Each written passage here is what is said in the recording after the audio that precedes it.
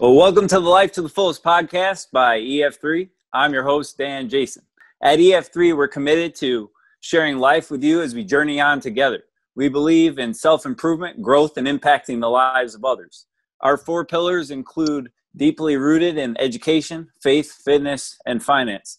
Spreading love, positivity, and good news while we grow together to become the best version of ourselves is what we strive for. We believe in obtaining greatness and desire to empower people as we work to share this platform with you. Be sure to visit EF3Life.com and follow us on social media at EF3 Life. Today, I'm super excited to have a great friend of mine, a professional entertainer, real man of God, and just an overall powerhouse, Greg Aidala, to be talking to us today about pursuing our life passions, giving back to the community, overcoming difficulty, and his walk by faith. Greg, I'm so grateful to have you on the show today. Hey, Dan, thanks so much. It's always great to see you, and I'm really excited to be part of your show. So thank you. No, this is a great opportunity to have you on, just share some real great insights with our listeners and to share all the many things that you've been up to lately, because, during these times, certainly we've all been traveling through a lot of adversity, and it's always good to share some positive news with our listeners. Yeah. I agree with that, Dan. Yeah, so you've been in the entertainment and show business world for a very long time now. Yeah. How did this come to be? How did you get involved in it, and what led you down that road? Well, it's been 19 years, and I think that really starts with my family dynamic, and being one of 8 kids. As you know, my mother died in 1981 of breast cancer. My father raised all of us and never remarried, never drank, never smoked, hit us, gave us faith. And support and love, and still to the day.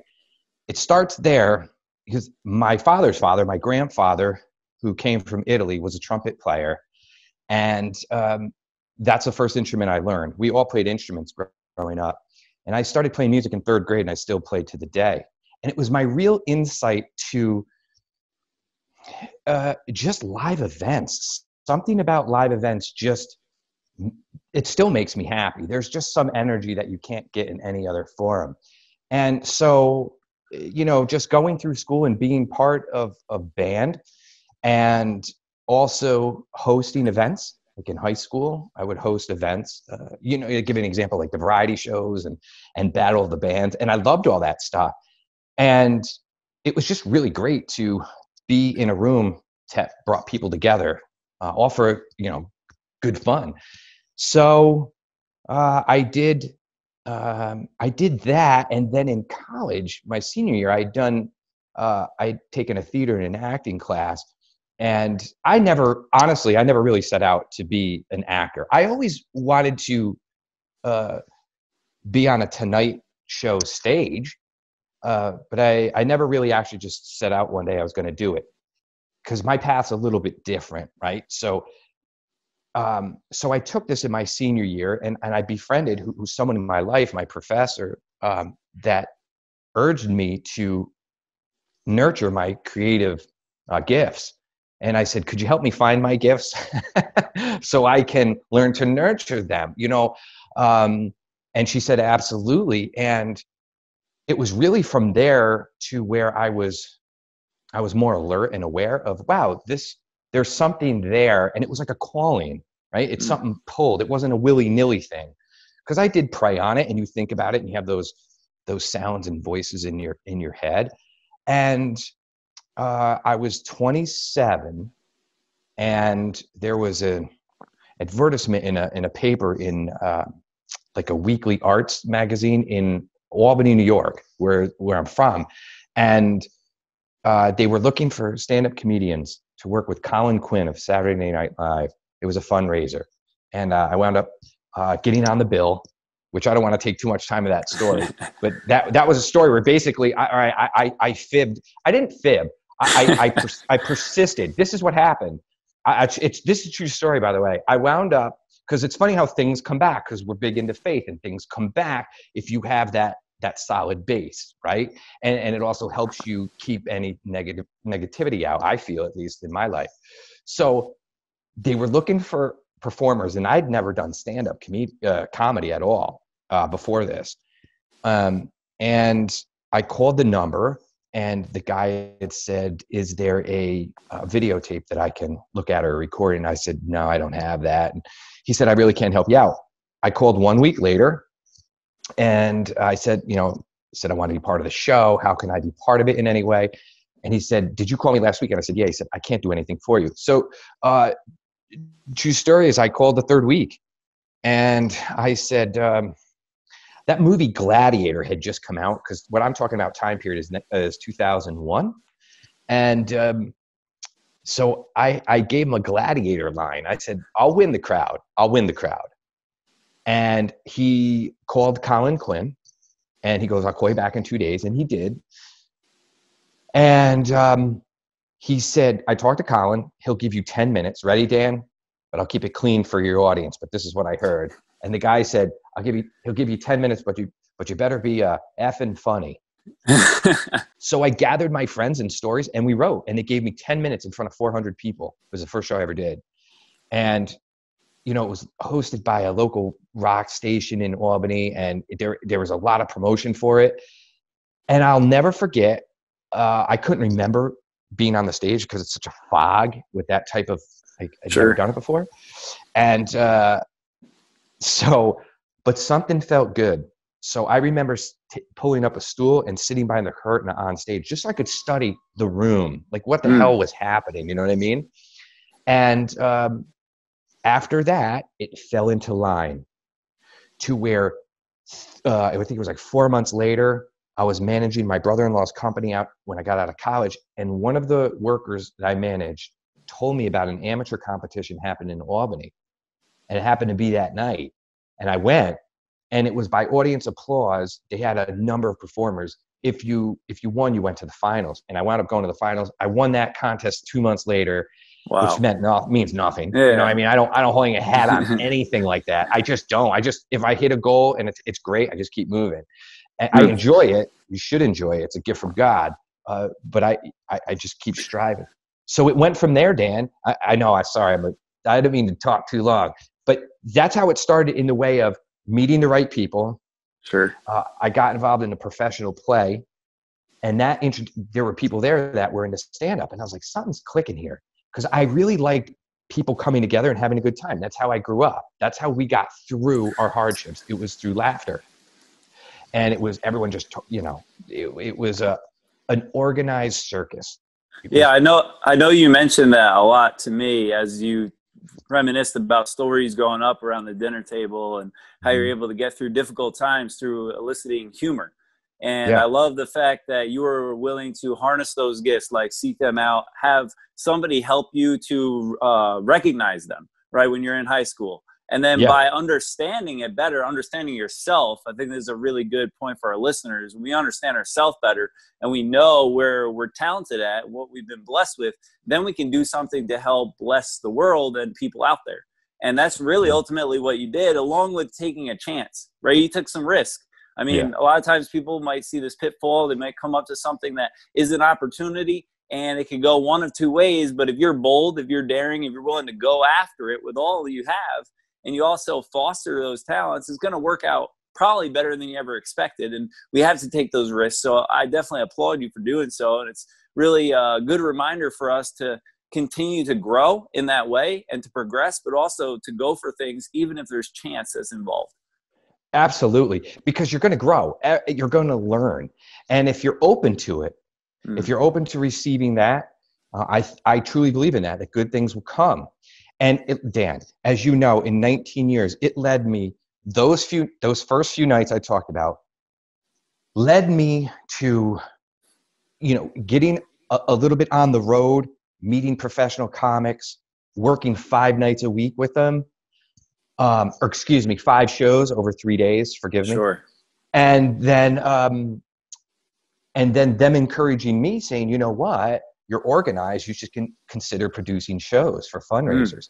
And you know how things work, Dan, in life, right? The Lord knows. A month later it was, and I got a call from the local fire department and in Loudonville, New York. And they said, we heard you're doing this. Would you be interested in helping us with a fundraiser? And I did. And it was a success. They had like 250 people. It was that moment, though, that I started professional fundraising. right? It just happened that way. So I started producing small shows, and it brought Yeah. people together, real positive. Then I got on radio and then got sponsored by Budweiser for 10 years. Then it landed me to be open, being at the right place, and just in the right, right ilk people, Sure. we think alike. And that led me getting into an agent, and that led me into getting into national television. I've been on Sirius XM radio, and then commercials that air nationally, regionally, in parts of the Northeast. And then it led into teaching. And a lot about teaching. It led me to try to give back. And I can't teach anyone to be funny. I'm a great host. I'm not the funniest person in the world. I always wanted to host because that reminded me of my household. It was very welcoming, and it was full of love and laughter. As much pain as there was, and there's a lot. You do have to grow with it and let it funnel through, and be aware of it. But there's always going to be cause for love and celebration at some point. And I started life coaching in 2008, and I got certified in that, and I've done business and personal. And then, of course, what we do for St. Pius X Church, Absolutely. It's we're both lectors. I'm an ambassador of goodwill. And if your audience, I know they know about your small groups. And then, we started that together, and it's great to see it blossom. And I'm very blessed to, the hardships like we all go through. But I'm very blessed to be able to come back to base in my life. That. Yeah. And that base is a lot with faith. Absolutely. It's tremendous on faith. As aggravated as I can be at faith sometimes, that's part of it, right? Yeah. But there's more goodness than evil in the world. I believe that. And I'm very thankful for that. So I hope I'm not talking too much. I get excited. Yeah. I think you covered a lot there, and you definitely laid out kind of a path of success, right? So people who walk with bold faith, who are continuing to be open to new opportunities, who want to come together and to establish connections with other people, to grow and to pursue what they are passionate about, ultimately are going to end up doing what they love to do. And there's going to be divine connections along the way. As long as we remain faithful, we remain hungry, we're adamant, we get after it. And, God's going to bless those people who help themselves too. And it's interesting to see how it all plays out. A lot of times people don't take time to reflect or look back at what was happening in their life and how one thing led to the next. But clearly you're somebody who is a reflective type of person, and it's very valuable for us. And it's also a good thing to mention as we're going into a new year. Obviously, 2020 has been very interesting and difficult for a lot of people. But over the course of a year, a lot happens. We got to think about, over the last 12 months, are we progressing? Are we getting closer to the goals that we ultimately want to be? Are we writing them down? Are we laying that out? Are we setting a plan and a course for our own life? Because if someone's intentional about the way that they're living like you are, certainly they're going to feel successessful and ultimately reach their goals and their desires in their life. And it's going to play out in a very, good manner for them. So I think it's great that you share how those connections have happened over the scope of a number of years, but also how someone can actually get after it and just to stay focused on what they're aiming towards, as well as remaining open to what comes their way. That's right. And it's all about, flexibility and resiliency, right? Because everyone wants joy and happiness. But I think it's that resiliency, right? Because not every night was a home run.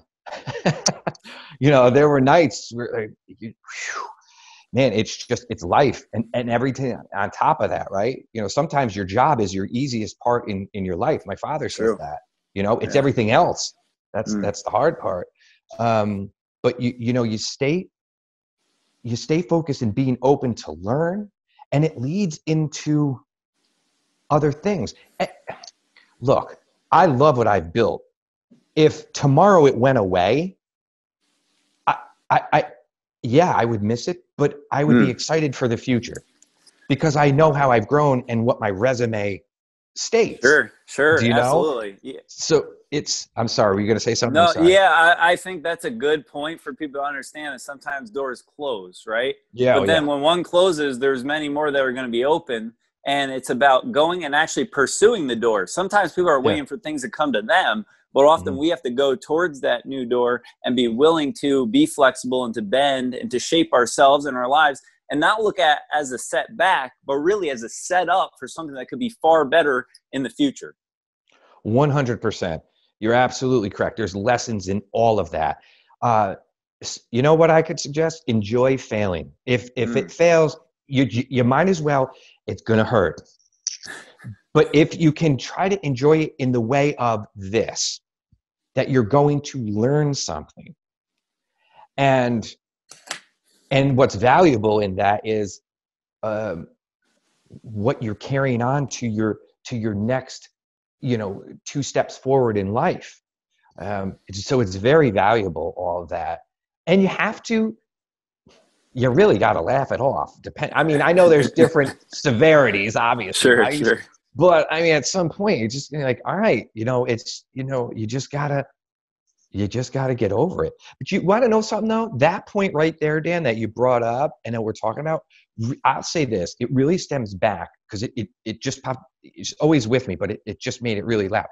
That was a lot of my grandmother, my father's mother, and she was great. Like my dad, as you know, he's got good wit. My grandmother, I have nothing but fond memories of her.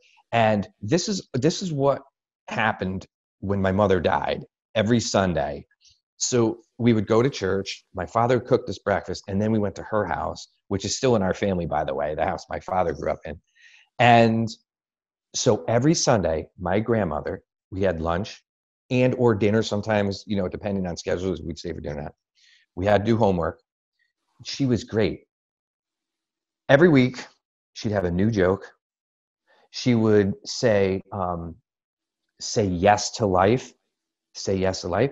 She would say, if you got an opportunity to do something, take it, take it. And she said, and she taught us one really big thing too.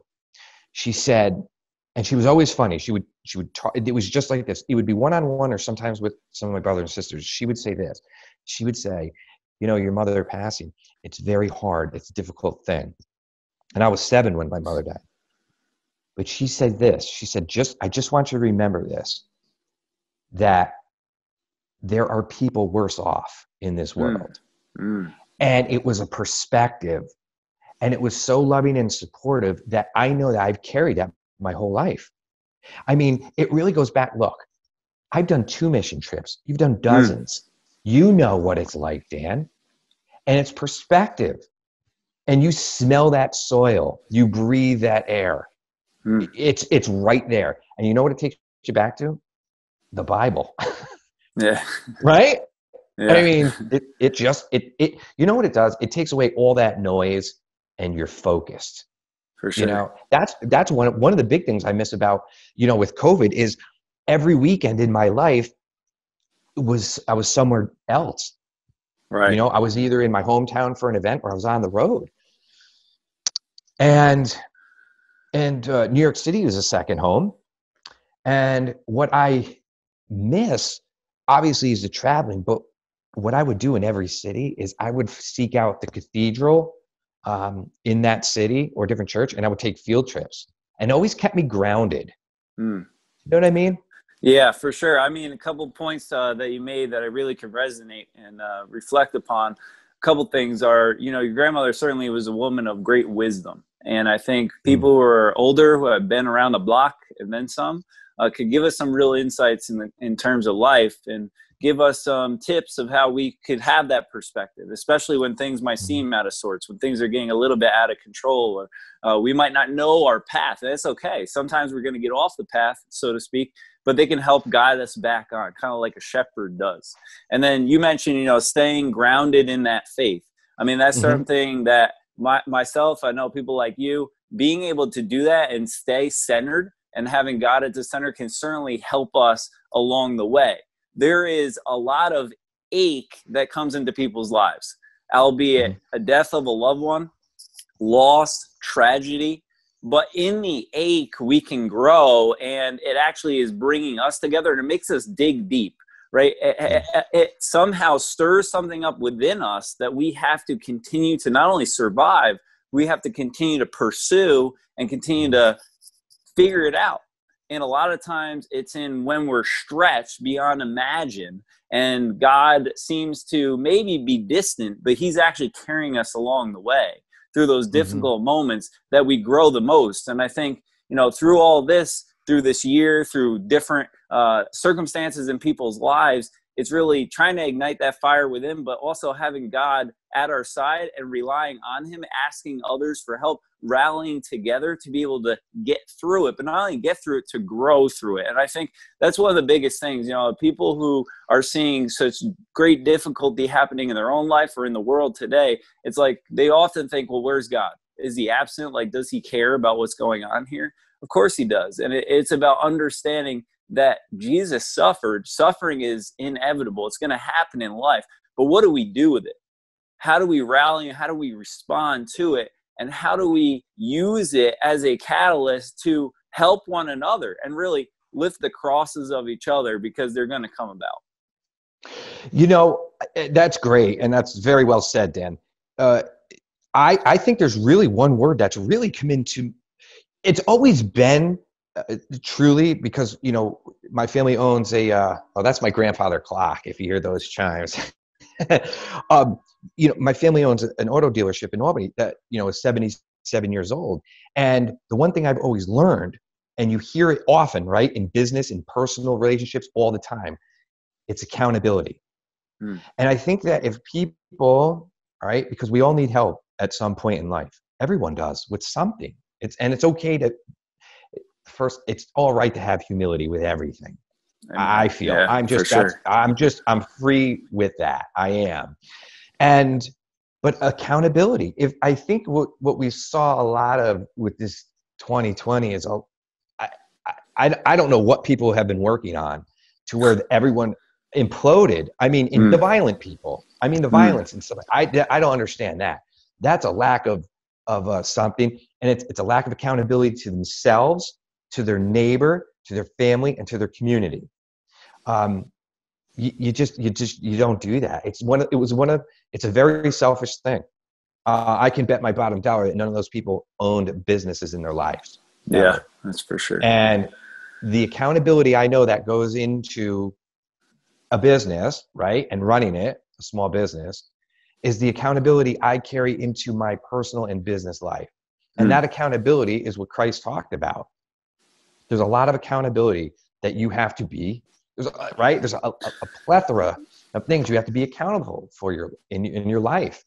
And it's powerful. And I hope that made sense, because it definitely does. I think it's important for people to hold themselves accountable. Sure. And that's where having goals, having aspirations, and being somebody who's willing to work hard for things, but then also willing to understand, I came up short.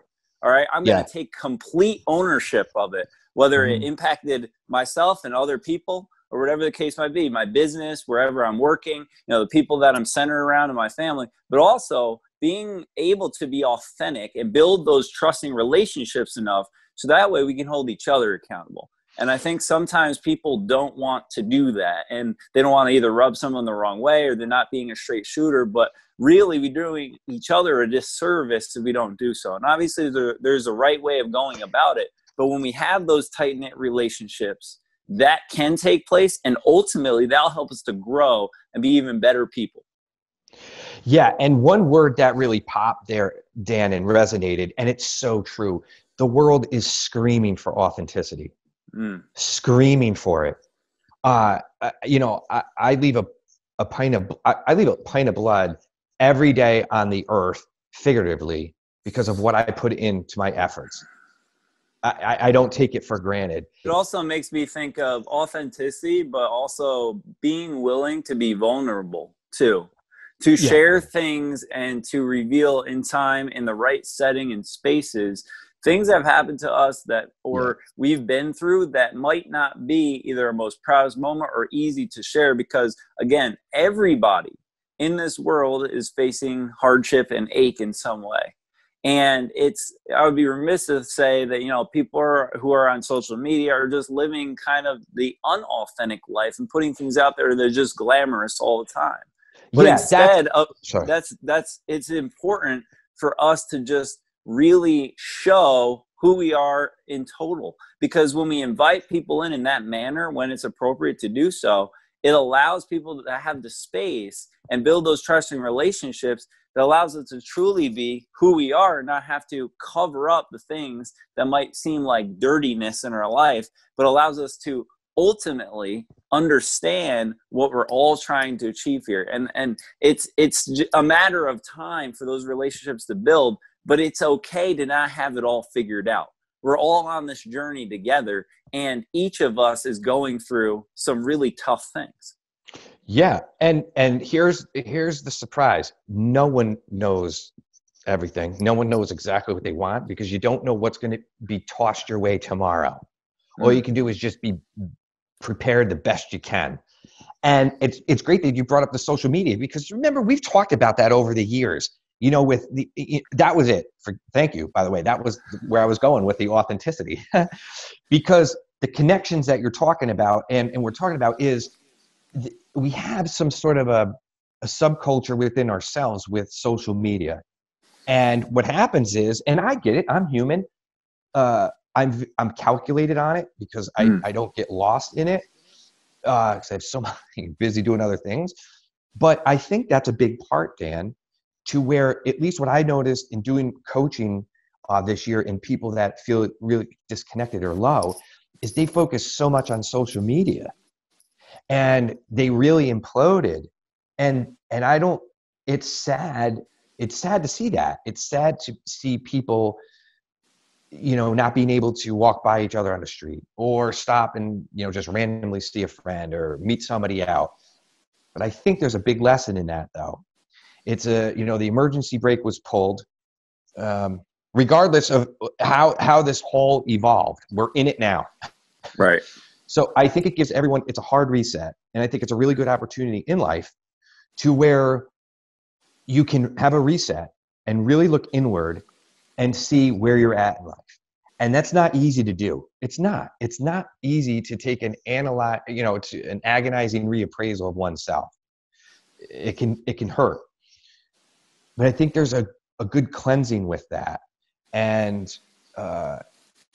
sort of like a personal confession. And if this is the worst it can be, if it's your personal life, it's the worst, or extenuating circumstances around you, then it can only get better. And it gets better by going up. And up is a bright light, and it's led by the Lord. And I believe in that. So yeah, I mean, you've been spreading some of that bright light lately, and I would love for you to share some of those positive things you've been up to, because recently you held an event for the Catwalk for Kidneys to raise money and awareness. You talked a little bit about your philanthropy efforts when it comes to fundraising for great causes.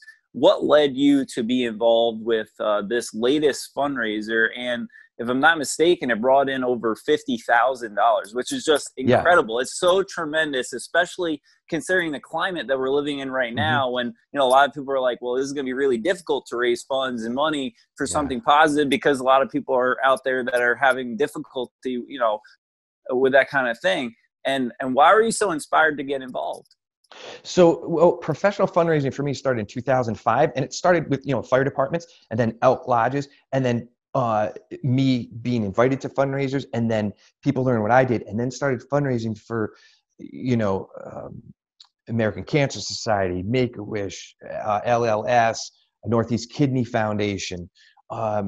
And so with the latest one, I've worked with Northeast Kidney Foundation before. One of my good friends, Bobby Chase, who's affiliated, we've done work with them over the years. We were approached with this idea because we've done, I've hosted events for them, and my friend Bobby has been involved with them for a number of years as well. And they said, we want to try to do our annual, which is the 10th annual, they do a fashion show. Okay. And so 6 months ago, we started storyboarding it, planned it out. We taped everything ahead of time, the show itself, and then we broadcasted it live from their studio. So we ran it like a telethon sort of, but we were live. Wow. But right?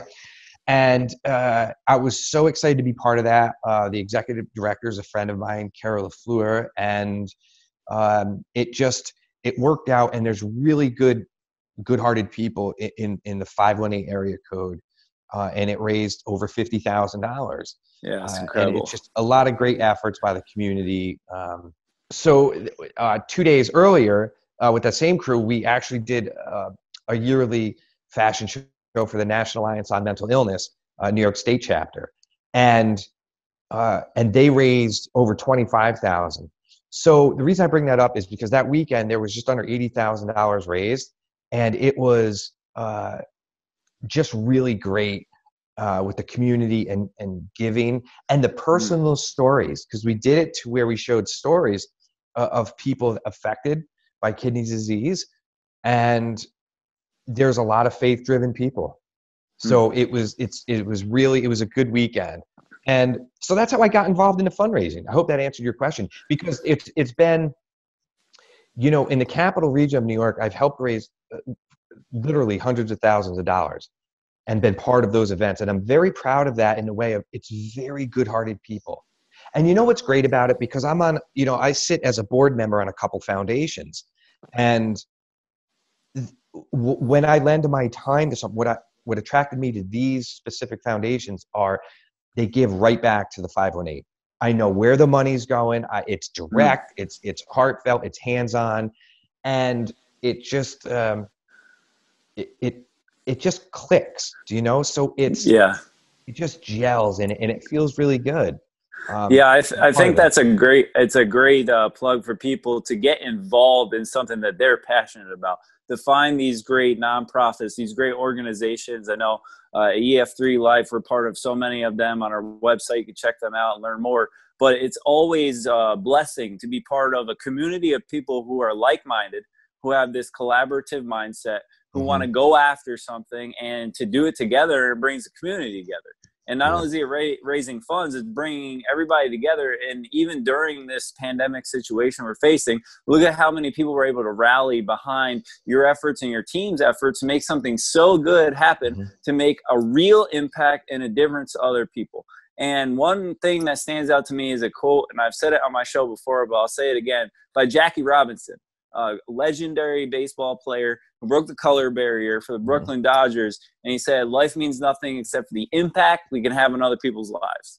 And that's what all these efforts are about. And that's what living life to the fullest is about. We're going to take a quick commercial break. Be right back at it in a moment.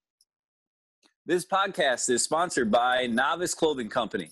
Novice prides itself on custom apparel with a fresh look. Outfitting programs from youth sports to the pros, looking fresh and performing at a high level never looked or felt so good. So many businesses are rocking the crown on their chest because they desire to be outfitted by the best. Novice is the official apparel chosen by Harrison Butker of the Super Bowl winning Kansas City Chiefs. It's time to visit noviceclothingcompany.com and follow them on social media. Choose Novice. Claim your crown. Well, Greg, I'm so happy again to have you on the Life to the Fullest podcast as we enter our second half of our segment today. Just a true blessing and honor to have you. In the first half, we're talking a lot about how things are connected, bringing the community together, walking by faith. I know you touched on overcoming difficulty. We're talking a little bit more about that, and then living with authenticity. And it's something that all of us can certainly continue to strive for. Yeah. Sorry, that's my clock. Sorry about that, folks. Well, maybe you can talk a little bit more about your approach when life throws curveballs at us and things don't go our way. We get some real gut punches. How are you capable of staying positive and overcoming these challenges from a personal level and also on a collaborative level? So I like clarity and balance in my life. And I always seek that out in every situation I'm going into, truthfully. And so when I get a gut punch, I go back to base, which is faith, my family, and friends, truthfully. So my friends outside the business, I've been friends with since I was a kid. And I mean, since I was 6, my one friend since I was 4, 6, and 10. And we still talk once a week. And we're spread out through the state. So I talk to them once a week. That always keeps me grounded. And to and then I also escape with playing a lot of music, you know. And what I do is that sort of, that's the first approach I do, because it's a process, right? So I know if I go back to base, I know I can talk to family and friends, and then play music, sometimes not in that order. It gets me somewhat like a chiropractic visit, right? So I sort of get aligned again, and what I do is I try to see through it. So what was the lesson learned, and how can I be resilient and flexible to circumvent what happened? So it varies with everything, but I treat every time, you know, something goes amiss or askew, I treat it all the same, with 100% of this movement and flexibility and resiliency. So in other words, I aspire, and I espouse this as well. I try to live the most authentic life I can within myself. It's not perfect, Sure, but I know I'm giving it 100%. So that's how I really do it. And I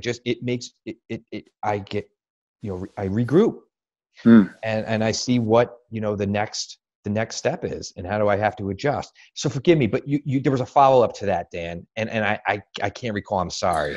No, I mean, you're talking about really ultimately doing the next best thing, and regardless of whatever situation is coming your way, because there's so many things in life that are unpredictable that we can't control. But as long as we have that faith, we have that support system, and we're willing to tap into them and also be the support system for other people, we're going to survive these moments. And thing is, and I know you're somebody who has said this to me and lived by this, the world and life owes us nothing. That's right. We are blessed to have this life, and however long we're here for, that's a blessing. It's not up to us to decide.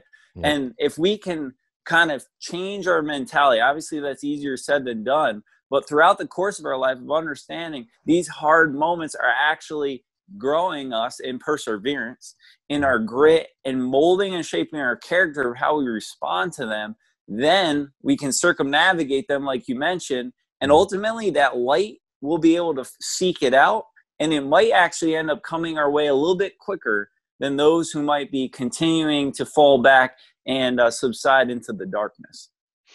Yeah, you know, you said something spot on. Again, well said, Dan. And you said something that I'm very blessed to have a great support system. Which also inspires me to be a good support system. And what you said about, you know, being there for other people as well. And I really, you know, whenever someone comes to me with something, even if I'm, you know, just buried up to my eyeballs in something, I will be authentic and give them my undivided attention. And I think that's another lesson of COVID. It really snapped us back into a time where, you know, everyone's at the starting gate again. That's right. And the gate's still up and ready to go. And I'm very thankful to have, which I think comes with a lot of stuff, you know, people that I trust and they trust me. And trust is a big thing, you know. We're trusting in the Lord. We're trusting in our faith. Nothing's guaranteed. Nothing is owed. That's right. You know, and if this is the worst, I can only get better. That's right. Yeah. And I think, you know, trust and relationships, as we mentioned before, built over time. We have to invest in the people in our lives and be willing, like you mentioned, to be fully present. There's a really great power in the now. And so often we're looking ahead, forecasting. I mean, goals and aspirations are all great, and that's important. But sometimes we lose focus on what's happening now. How can I be fully present in this moment? Give my undivided attention to this person, this task, this opportunity, embrace it fully, and then let it play out the way that it's supposed to organically. Yeah, well said. That's it. Spot on. Now, Mic drop. You've shared, obviously, with our group at St. Pius and many young people as a life coach, I'm sure, every day is a blessing. I mean, and you talked about from the minute that you wake up, just counting that blessing, thanking God for that day. How do we continue to see the world through this positive lens and continuing to remind ourselves, not lose that point of view? Because yes, right now might be a little bit easier for us to see it that way because of all the things we're facing. But so often after tragedy, we see it in the history of this country. After 9/11, people rallied behind one another. We're in unison. And then thereafter, a year or two later, it's like it's back to nothing had ever happened. So how do we stay on the forefront of continuing to progress as individual persons, but also as a collective group, and continue to see it as a blessing of life so that we don't lose touch of what really matters? Yeah, well, I think a couple things is my grandfather, who came from Italy, said this. He goes, you might have world peace someday, but you never have street peace. So there's always going to be unrest. It's human. It goes way before us, and it's going to go way past us. It's just it. How I break it down, because of my life and what I saw, it is really positivity and love. Even when I was going bananas in my head growing up, is you have to lead by example. So I think to keep it going, because like I stated earlier, there's more good than evil in the world, right? Absolutely, yeah. So I just find, and I'm a human. I'm not perfect. No one is. I don't strive to be. I'm a recovering perfectionist, by the way. I I like that. Yeah, that's great. I am. At 38, I really started to say, you know what, I want to, and I was enjoying life, but I really just want to try to let go more. And, but I really think that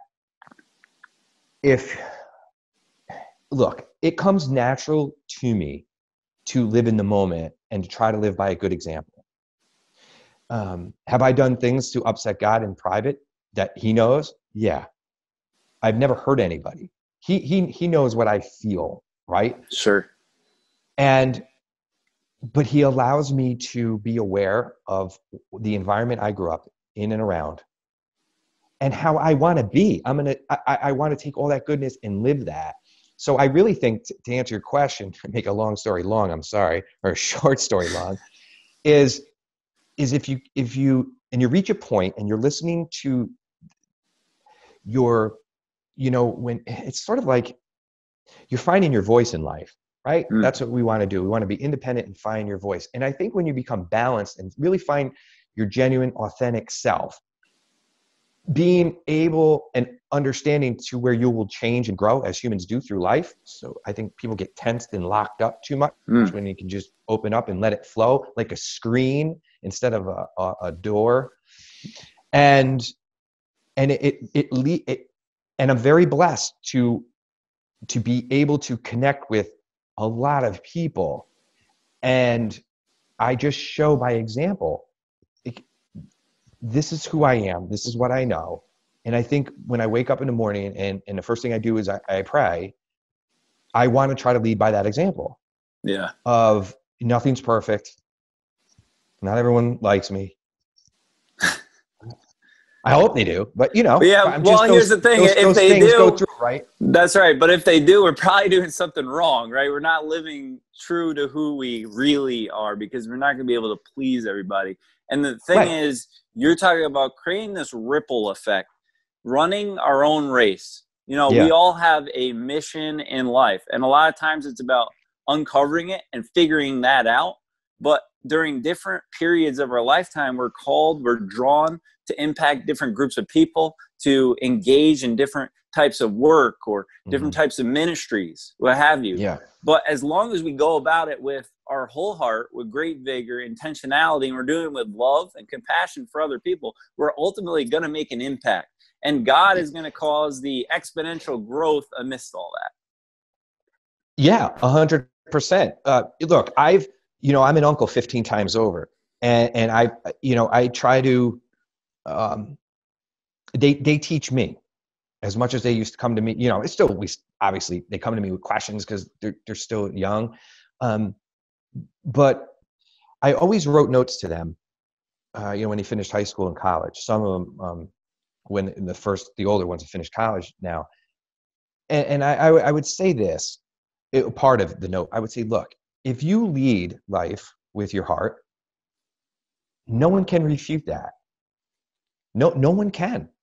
If you are living so authentic and with your heart, and your intention is good, with having some good, clean fun on the side, no one can refute that. No one. And that's authentic. And I think, even as much as, I thought maybe I knew this guy named Jesus, and growing up and learning and listening, it really hit me, in a really great, effective way during this year, even more so, because how it snapped back to this simple way of life of sort, right? Which we always come back to base. Even in my hectic, before COVID, it was hectic, but I came back to base. But I really admired the Lord and Jesus and what he did, how he stayed his own path. He was authentic. He had a message. He was confused by how he felt he was being betrayed at the end of his life.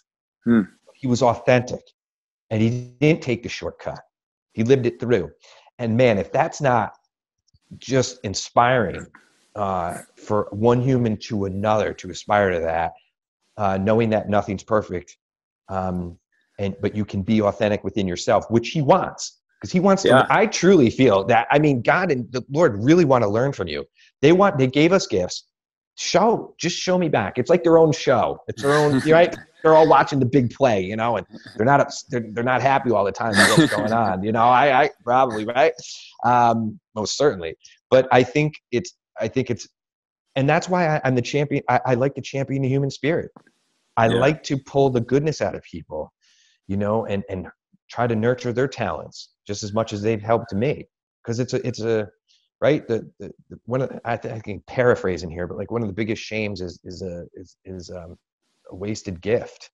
For sure. Yeah, it's really important to see the best in people, to seek out the positive, and also to help them to uncover who they are. Sometimes people might feel like they're reeling or they're lost and they have to have all the answers. But again, going back to that authenticity and that vulnerability, when we help them understand, I haven't always had it all together and I still don't. And we're journeying together. That support system ultimately allows us to grow, to become who we are, and to allow them to uncover who they're called to be. The other thing is, you talked about, Christ and the whole message here. We're getting close to Christmas. Yeah. And what better example of the story of his birth than coming into the world in the most humble of fashion? Jesus, the Savior of the world, is born in a stable. And the way that Mary, and today actually, as we're recording this, is the Feast of the Immaculate Conception. Yeah. And the way that she was tested by God, her faith, but ultimately having that rock solid foundation and that base, and understanding like not everything's going to be perfect, but we're going to figure it out. And on this journey, we continue to figure out with God. He's going to open those doors. He's going to give us those blessings.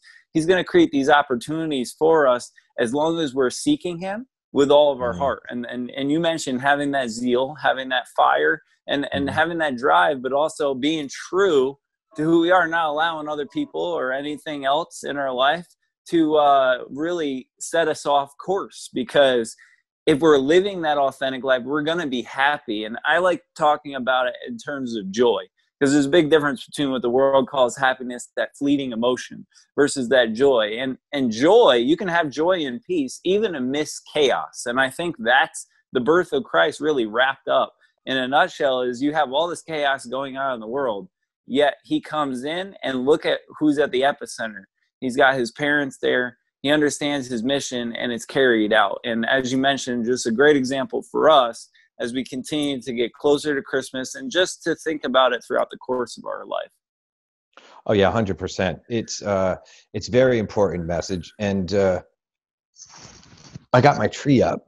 Yeah, it looks great, by the way. Yeah, it's awesome. I'm a real tree guy. That's a real one. Yeah. So it smells good in here too. So I'm, it's funny. We're talking about the message and family and Christ and Christmas. And I have to say this, part of me will always be a 7-year-old because, when my mom died, you're sort of stuck in that. And my grandmother, instilling, humor and to get through it that way. And we, the Lord says, basically, be a kid at heart, don't lose that feeling and sight that you had when you were a child, that childlike way. I'm really excited for Christmas this year. And I'm always excited, I see family and everything, but there's something just even more so that I'm even more thankful than I am daily for this Advent season. I think it's a great time to reflect, and everyone come out strong in 2021, and shed what you have to shed. That's right. Get back to basics, cleanse yourself. The Lord definitely wants you to do that. It's not easy, right? To leave stuff at his feet. Right? Yeah. No, leave it at the cross. And sometimes we got to let go and let God, as Father Walsh would say, St. Pius. Yeah. And it's hard to do that because when we lose control, when we don't have the steering wheel, so to speak, but we are on that tandem bicycle and we got to continue to pedal and continue to navigate this life, it could be difficult, but ultimately, if we keep our eyes on the prize and we understand, like, what are we really living for day by day? But at the same time, don't take things too seriously, be able to dust ourselves off and, being able to adjust to the way that life progresses and how it unfolds will ultimately be better off than we were day by day. And we look at the course of the year, as you mentioned, time to reflect, the time to count our blessings, to think forward of, 2021, it's ultimately going to be an even better year. And we have a lot of opportunities we've grown from. So to segue into that, what's something that you're personally looking forward to as we launch into a new year? Well, I'm looking forward to some new opportunities that came up for me. And I'm looking forward to pursuing them with the authenticity I've lived by my life to this moment, what I've put into my career, what I've put into my community, my family. And I know that will carry me through these new exciting events and opportunities. So, I just can't wait to turn the page. I mean, there's, a part, I say that in a positive way, in a really good way, because I'm excited for it. I'm taking in every day and each moment, but I am excited. There's going to be new challenges that are, that I'm ready for, and they're good. They're healthy challenges. And so I'm just looking forward to, hopefully, getting back out and, being able to be in a different, city or state, every weekend, more travel and, more events and more connecting. I mean, I love being from a large family. I love being around people that are making great connections, through good conversation and ultimately, some humor too. So yeah, I hope that answers your question. No, that's great. I mean, certainly we're all ready to change or turn that new page, and to have that clean slate, a fresh start, a new beginning with the new year, be able to go after with full vigor, and ultimately to have this limitless potential, right? A new year is kind of like in sports. I'm a big advocate of athletics, and you ultimately have just a great opportunity, and anything can present itself. So we're learning from this past. We're keeping our minds on the now, but also getting excited for the things to come, to be able to be energized, rejuvenated, and to ultimately build on those relationships in the past year and what has presented itself to make it even better in the new year. Yeah, absolutely. You said it best. I cannot. That's another mic drop. So before we close out today, is there anything else that you would like to share with our listeners, or for those people out there, to just give them a little bit of encouragement to finish 2020 off strong and to keep that positive mindset into 2021? Yeah, I look, if you could take this time to reflect on yourself, your family, nothing's perfect. Don't feel stressed about if relations aren't completely, over the top. Nothing's perfect, but it's a good time to reflect on that. Get in touch with that inner child. I've always thought of every day as Christmas morning in my life, because it's a new day. I'm excited. I would say, stay focused on achieving balance in your life, positivity, faith, and whatever you want. If this year has taught us anything, that we actually get a second life. So if you got opportunities, just like my grandmother said, if an opportunity comes to you and it's not immoral, say yes and go for it. And I think it seems so simple, but it's so layered and pure that I wish everyone the best in 2021, with your faith, with yourself, and your family. So, I just want to, I'm just going to toot Dan's horn to his listeners.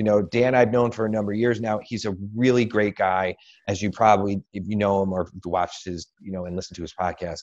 And I really thank you immensely for having me on tonight, Dan. It's great. I love what you're doing. So please don't stop. It's really great. I appreciate that, Greg. And coming from someone of your stature, it really means a lot. It just, it's awesome to be connected with energized people who are wanting to put positivity out there, who are being authentic, and ultimately want to make other people and their own life better. We're all trying to impact the world. We all can do it in our own way. And I think that's an important thing for us to understand as we're reflecting on this past year. How we do it is going to be different than the person next to us. But collectively, when we do it in the way that we're called to, we're going to make a profound impact on our community and on society at large. So again, thanks so much for joining us today. We're super happy to have you on. It's been a great pleasure. So for EF3 and the Life to the Fullest platform, I'm your host, Dan Jason. Make sure to visit EF3Life.com and follow us on social media at EF3 Life. Thanks for joining us today. During this holiday season, let us look to brighten the life of others by doing small things with great love. God bless, and we'll see you next time.